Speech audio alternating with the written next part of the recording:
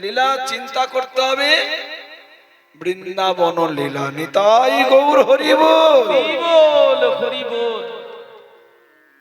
গৌরী যখনই পূর্বের লীলাটি চিন্তা করলেন, হাতে বাঁশি নাই, বাঁশি ধরার মতো দাঁড়িয়েছে। আচ্ছা, কৃষ্ণ তো মথুরায় গিয়েছিলেন, মথুরায়, দ্বারকায়। আচ্ছা, দ্বারকার কৃষ্ণ বা কুরুক্ষেত্রে কৃষ্ণের হাতে কি বাঁশি আছে? বাঁশিয়ালা কৃষ্ণ কে? বাঁশিয়ালা কৃষ্ণ বৃন্দাবনের কৃষ্ণ, ব্রজেন্দ্রনন্দন কৃষ্ণ, ইনি হলেন বাঁশিয়ালা কৃষ্ণ। আমরা কোন কৃষ্ণকে চাই? বাঁশিয়ালা কৃষ্ণকে চাই। নিতাই গৌর হরি বল। বাঁশিয়ালা কৃষ্ণকেই চাই। নরোত্তম ঠাকুর মহাশয় স্মরণের কথা বলতে গিয়ে আবার বললেন প্রেম ভক্তি চন্দ্রিকা আরেক জায়গায়, মনের শরণ প্রাণ, মনের শরণ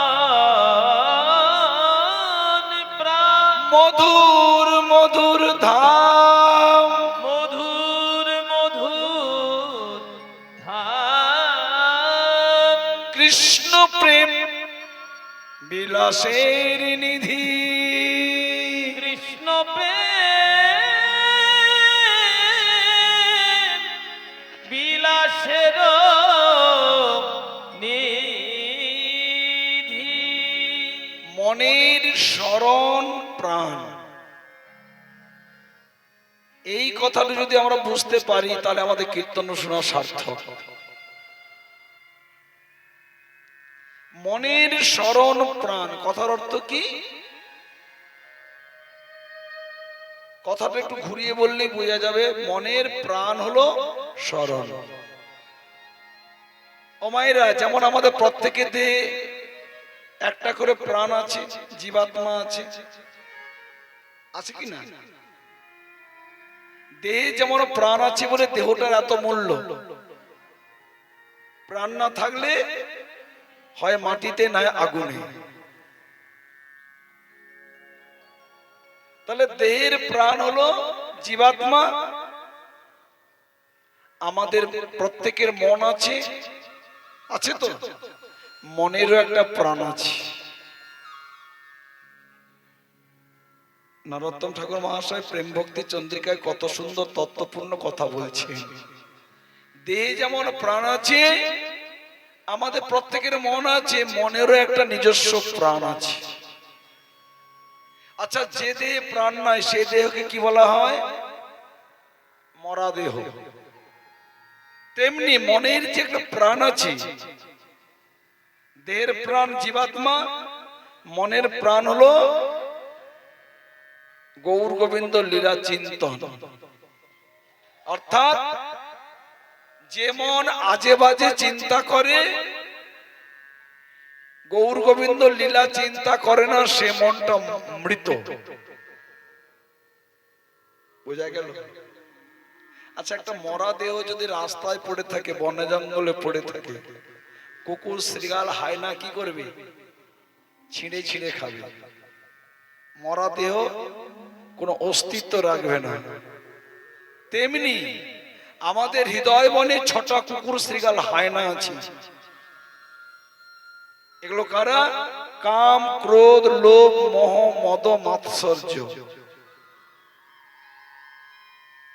দেহে প্রাণ না থাকলে যেমন কুকুর শ্রীগাল ছিঁড়ে ছিঁড়ে খাবে, তেমনি তোমার মন যদি গৌর গোবিন্দ চিন্তা না করে, অর্থাৎ তুমি যদি গৌর গোবিন্দ চিন্তা না করো মনের দ্বারা, তাহলে মনটা মৃত।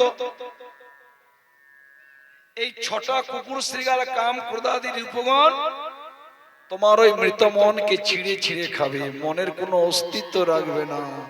রাধে রাধে। আচ্ছা, দেহে যদি প্রাণ থাকে, অসার অবস্থায় রাস্তায় পড়ে আছে, কুকুর শ্রীগালের ওদের নিজস্ব একটা ঘ্রাণ আছে। যতক্ষণ দেহে প্রাণ থাকবে দূরে দূরে ঘুরে বেড়াবে, ওই দেহটা চারপাশে ঘুরে বেড়াবে, কাছে আসতে ভয় পাবে। এক পা যাবে তো দু পা পিছু হবে। কেন? যেহেতু প্রাণ আছে। শুধু অপেক্ষা করে কখন প্রাণটা যাবে, টুক করে খাপড়ে ধরবে। তেমনি ষড়রিপুরূপ কুকুর শৃগাল আমাদের মনকে গ্রাস করবার জন্য, ছিঁড়ে ছিঁড়ে খাওয়ার জন্য ওরা চারপাশে ঘুরে বেড়াবে। যদি তুমি রাধা মাধব নিতাই গৌরের লীলা চিন্তা করো, তোমার মনকে স্পর্শ করবে না।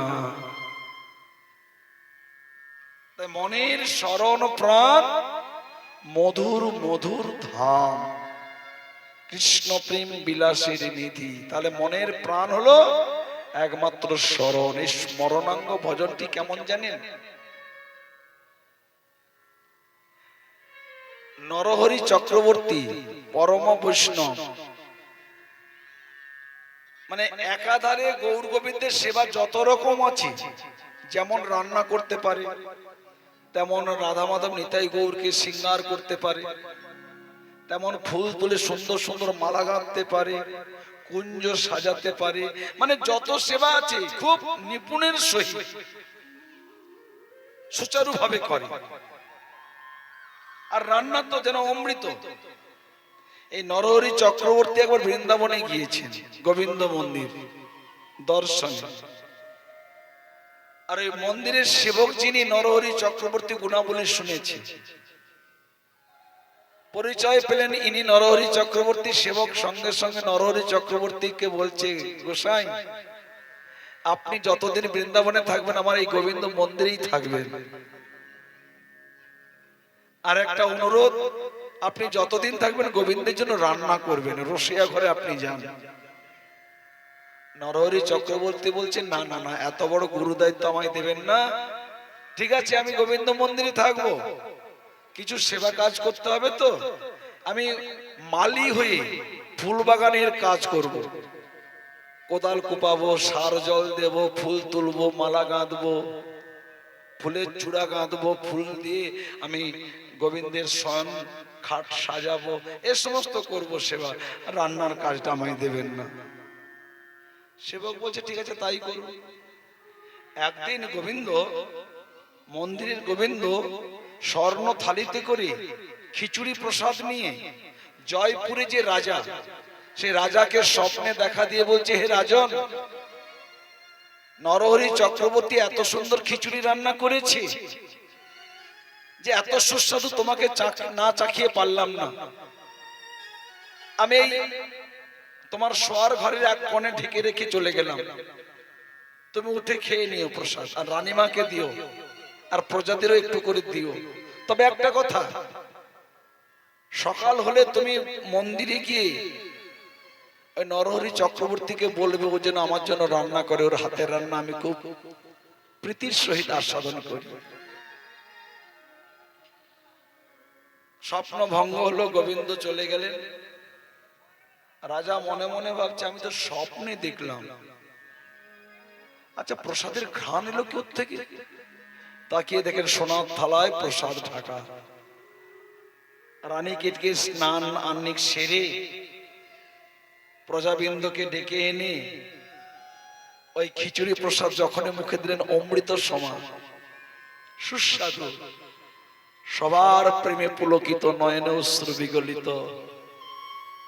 সকাল হলো, রাজার দেরি করলেন না, ঘোড়ায় চড়ে গোবিন্দ মন্দিরে বৃন্দাবনে চলে আসলেন। গোবিন্দ মন্দিরে সেবককে ডেকে বলছে, এখানে নরহরি চক্রবর্তী কে আছে গো? তখন উনি বাগানে ফুল তুলছিলেন। সেবক বলছে, ওই তো বাগানে যিনি পুষ্প চয়ন করছেন উনি বাংলা থেকে এসেছে, নরহরি চক্রবর্তী উনি। রাজা ছুটে গিয়ে নরহরি চক্রবর্তীর চরণে পড়ে বলছে, গোসাই আমি মনে প্রাণে গোবিন্দকে স্মরণ করি, গোবিন্দের লীলা চিন্তা করি, গোবিন্দ সেবা করি, কিন্তু মনে মনে যেটুকু ভেবেছি ওটুকুই পেয়েছি। সাক্ষাৎ গোবিন্দ আমায় কোনোদিন স্বপ্নে দেখা দেয়নি, কথাও বলেনি। আজ আপনার সৌভাগ্যে স্বয়ং গোবিন্দ আমায় দেখা দিয়েছে স্বপ্নে।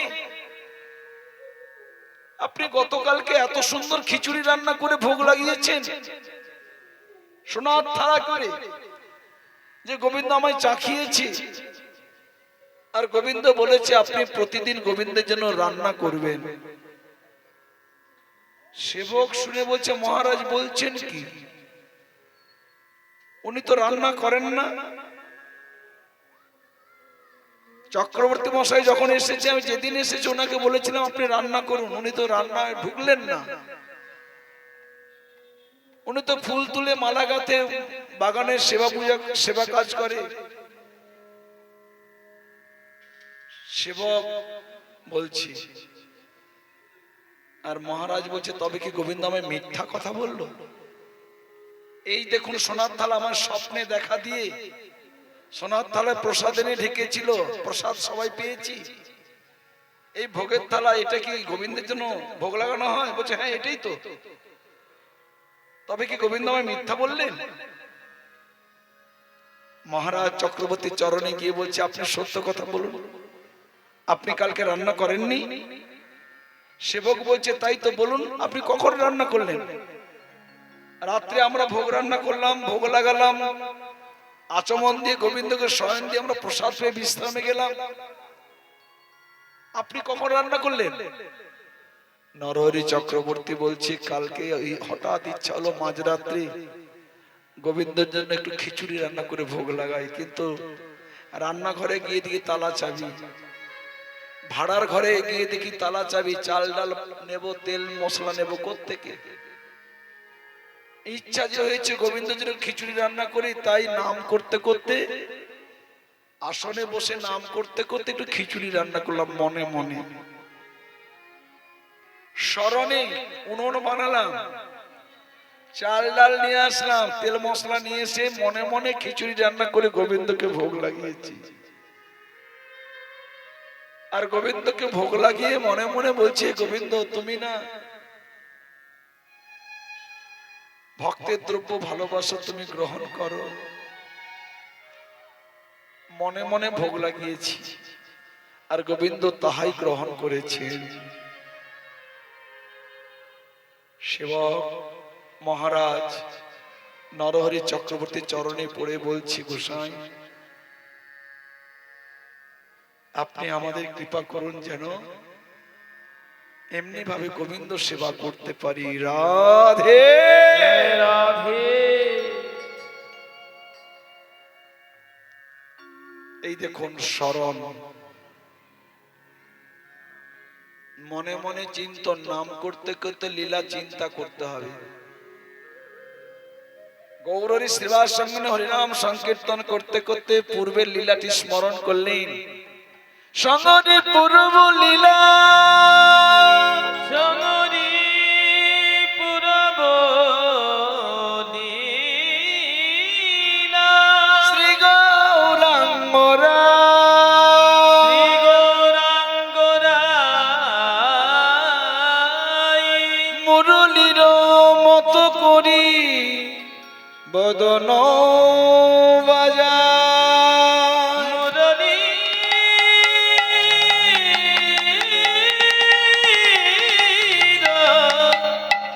মুরলীর মতো করি বদন বাজাই। শুনিয়া মুরলীর গদাধর আইলা, শুনিয়া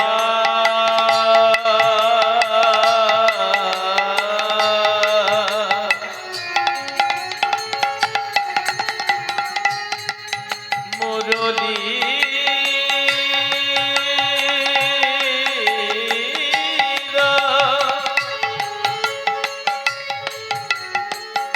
মহাপ্রভুর মুখে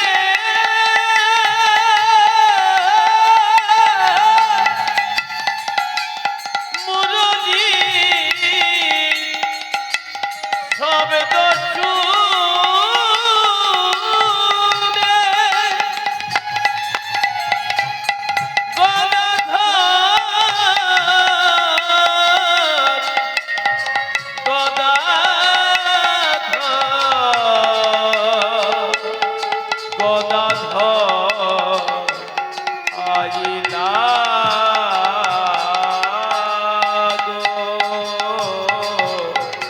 শুনে শুনিয়া মুরলীর গদাধর আইলা মুরলি শিখিবে বলি গোরা বামে দাঁড়াইলা মুরলি শিখিবে বলি গোরা বামে দাঁড়াইলা গদাধর বলছে প্রভু আমায় শিখায়ে দাও হে শিখায়ে দাও তুমি কেমন করে বাজাও বাঁশি শিখায়ে দাও হে কেমন করে বাজাও বাঁশি শিখায়ে দাও আমি তেমনি ভাবে বাজাবো বাঁশি হরি বল। কেমন করে বাজাও বাঁশি শিখায়ে দাও মুরলি শিখিবে বলি গোরার বামে দাঁড়াইলা গদাধর বলছে প্রভু তোমার মুখে শাস্ত্র পাঠ শুনেছি কত সুন্দর, ছাত্রদের যখন বিদ্যা দান করো তাও শুনেছি কত সুন্দর, কিন্তু এভাবে বাঁশি বাজানো তো শুনি নাই, শিখিয়ে দাও। এ বলো শুনিয়া বহু কহে হাসি হাসি এ বলো শুনিয়া পুকু ককে খাসি খাসি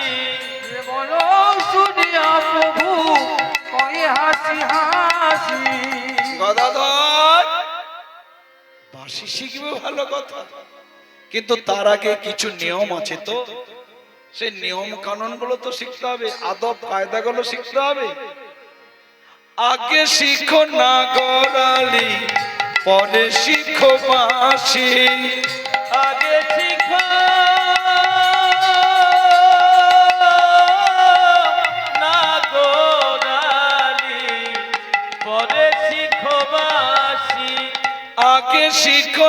গোরালি পরে শিখো বাঁশি আগে শিখো না গরালি পরে শিখো বাঁশি আগে শিখো না গোরালি পরে শিখো বাঁশি আগে শিখো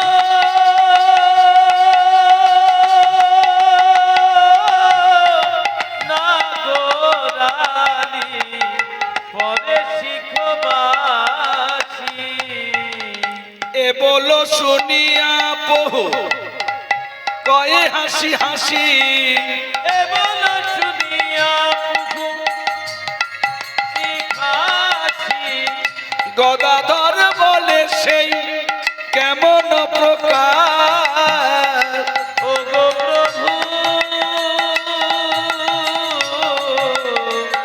প্রভু গো।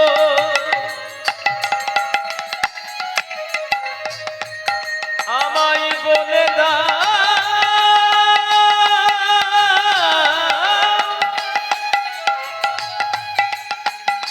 বলে দাও